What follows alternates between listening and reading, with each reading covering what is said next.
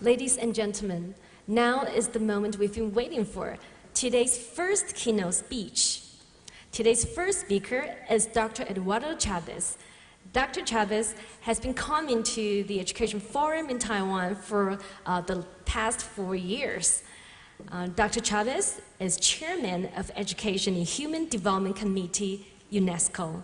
今天我们的第一位讲者是联合国教科文组织人类发展教育委员会的统筹委员 Eduardo CHAVES 教授。He's now a committed member of Microsoft International Advisory Board for Partners in Learning. 他现在是微软全球 Partners in Learning 学习伙伴计划的国际咨询委员会的顾问。Ladies and gentlemen, without further ado, let's put our hands together and give a very warm welcome to Dr. CHAVES.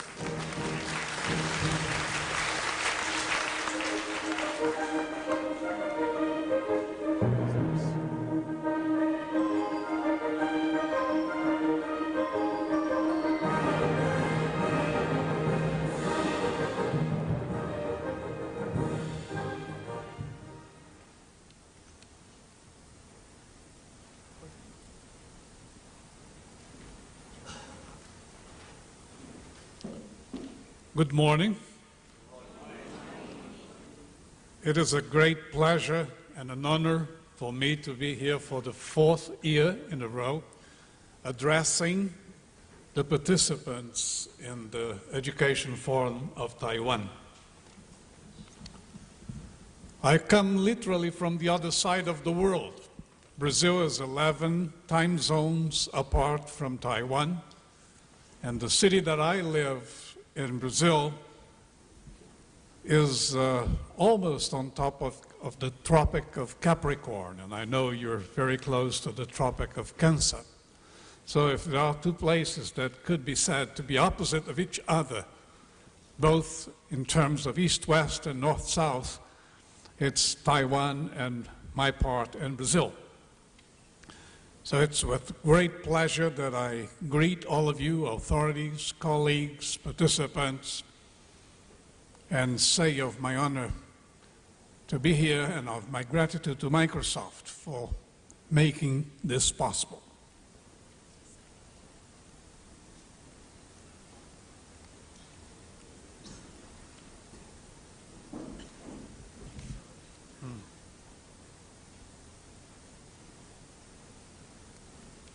Some technical issues here.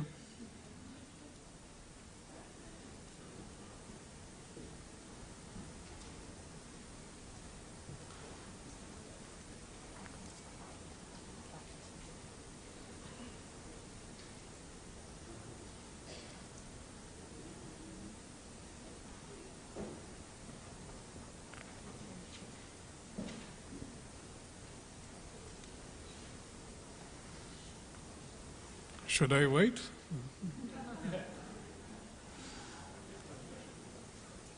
Okay, I will start and hope the slides will show up on the screen. We are speaking of education in a global context of empowering individuals in a world that is increasingly one. And we have to emphasize at the beginning that we are living in a world where great change has taken place in the last 50 or 60 years. It's no novelty to emphasize the fact that our world has become a different world in the past 50 to 60 years. People have given different names to this new reality, to this new era. They've called it information society, post-industrial society, post-modern society. But there's no doubt, whatever the name we use, that we're living in a different world. And part of the novelty is the fact that our world has become global in a sense that is new. It has become global in a sense that previous worlds, previous realities were not new.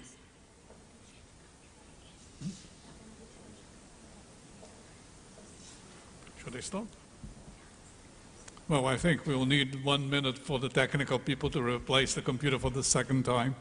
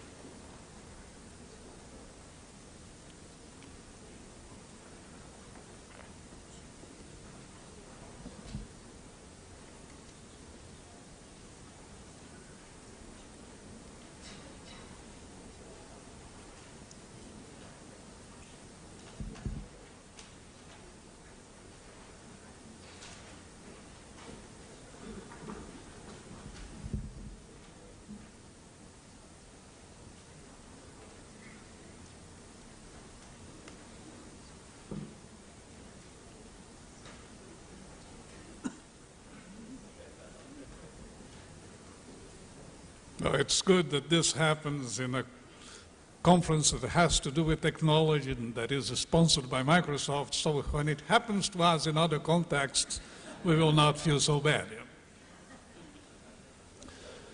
So we are going to speak today about education and technology in a global context, more specifically about how individuals can be empowered by technology in this global context.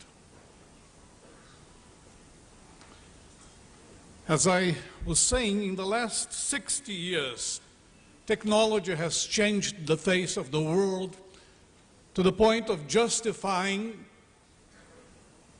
the people to designate our time, our era, as a new civilization. Peter Drucker at one time called our age a second Renaissance. Of all technologies, perhaps two of them have had the greatest impact in making our world one global community. Transportation technology has made it possible for us to move people and objects, products, commodities of all sorts from one place to the other very rapidly. Even though it took me over 30 hours to get from Brazil here, this is still an enormous advancement over the fact that sometimes it would take weeks, months, several months for us to get from one place to the other side of the world. The second technology that is important is what we call digital technologies, information and communication technologies. They have erased time and space from serious considerations. I'm here 11 time zones apart from Brazil, but today I talked to my wife, I talked to my grandson, I talked to some friends and colleagues in Brazil, I read the Brazilian newspaper. I did a number of things that I couldn't possibly do if it were not for the presence of effective technology that erases distances and makes time very often an irrelevant consideration. Education is, of course, affected, whether we like it or not, by these developments in technology, by the removal of time and space, time and distance. We are today, in a country like Brazil, very much aware of what takes place in education in other places, such as Taiwan, or other Asian countries, such as Korea, Hong Kong, Singapore, Malaysia. As I was saying yesterday in Kaohsiung, We are now being invaded in Brazil by distance education courses offered by American universities in Portuguese, so that the Brazilian government has felt it ought to take some protective measures in relation to Brazilian universities so that they are not faced with what the government calls unfair competition from the big shots in the US. But the interesting fact is that even though the government has declared that no institution can offer degrees valid in Brazil without the permission of the government, the market accepts them. You don't find one private company, not even one government institution, that refuses to accept an MBA from Harvard, for example, even though the course was given through distance education means and the person never left Brazil to set foot at Harvard. Today we have mechanisms such as the PISA evaluation tests to compare educational systems across country boundaries. Asian countries ought to be very proud of their results in the PISA tests, and we in Latin America, even though we're not a member of OECD, we are not very proud at all because many Asian countries come in the first 10 places, and we in Latin America usually come in the last 10 places, as I'll show you. But the fact that there are today mechanisms for comparing educational systems as to their effectiveness across country boundaries in a global system is another sign of the fact that we're living in one global country, one global world. In the past, Brazil used to compare itself with Argentina, Uruguay, Paraguay, sometimes with Mexico, never with the USA, but with our neighbors that had a similar culture. Today, we are forced to compare ourselves with countries that were underdeveloped some years ago and that have become developed in a very short period, like many of the countries in this region. Economists have created the concept of BRIC: Brazil, Russia, India, and China, countries of very large territory that have a potential of becoming global players, and in some cases have become. So we are now very much aware of what is done in your country, in Korea, and Hong Kong, Singapore, Malaysia, and of course in China. And we try to learn from you, because the results that many Asian countries obtain in tests such as PISA are much better than the results that we get. Why do we do this? Because geographical distances have become irrelevant in our country, or in our age. Today, to us in Brazil, which have followed the recipes of the International Monetary Fund and opened our economy, China offers a greater danger to our economy than many of our neighbors, because we're being flooded with products from China that have made many of our industries much less viable than they were some years ago. And this is a result of globalization. So let us take a look, for the purpose of preparing the main message that I want to leave with you, at some of the results of PISA tests in the last years.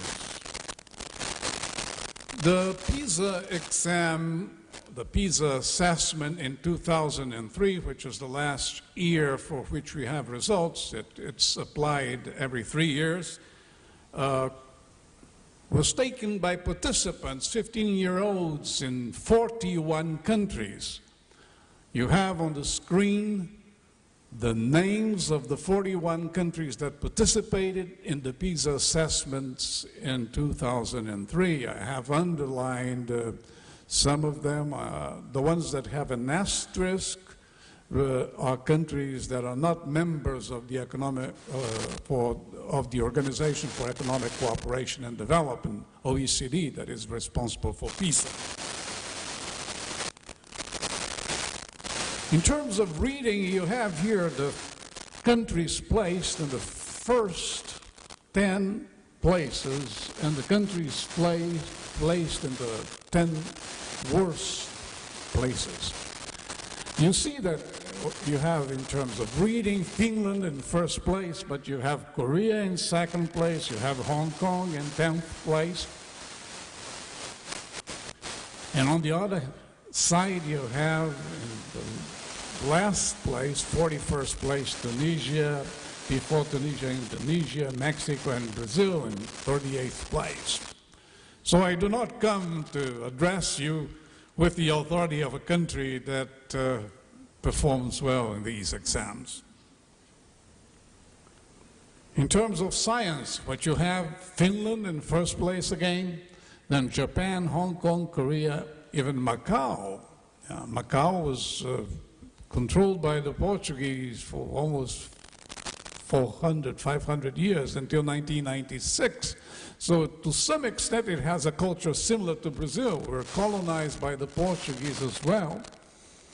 But you have there 4 Asian countries in the first 10 places, in the best 10 places, and you have many countries from Latin America, including my own country, placed before last in terms of science.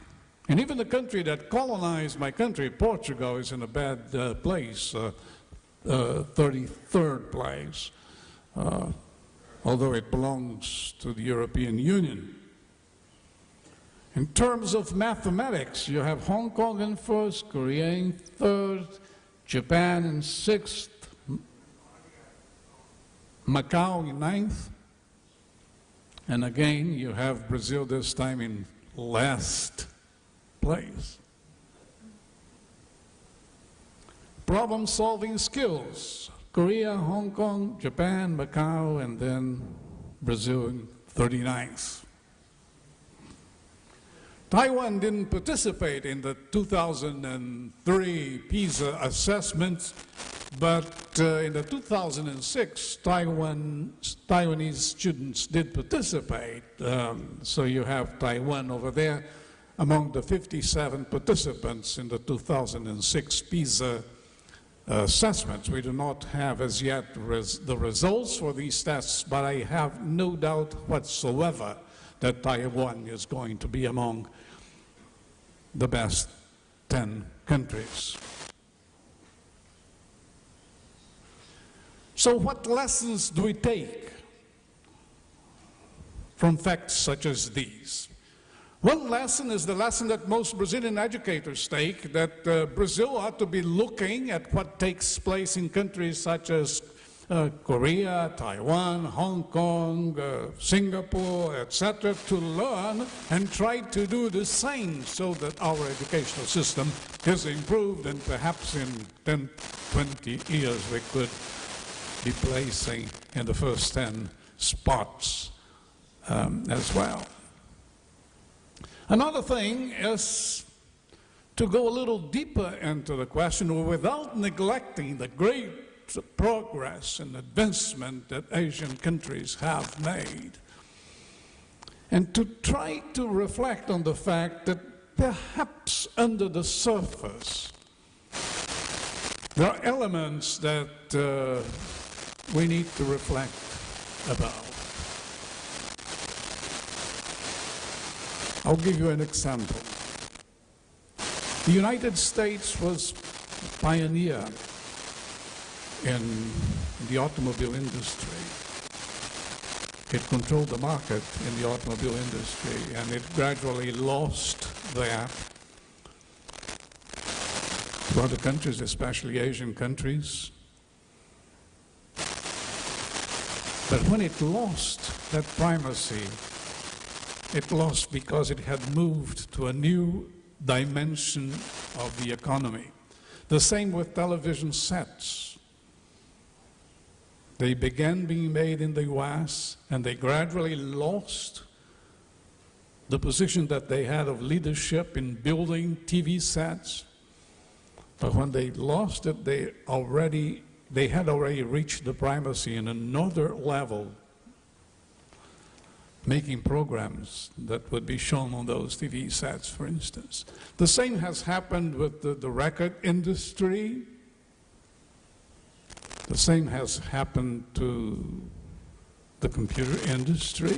The US no longer makes most of the computers that the world uses, but it continues to make the most important software. What I want to call your attention here is that Asian countries have come to prominence in education at a time when many of the developed countries, especially the US and some European countries, are trying to move to a different dimension.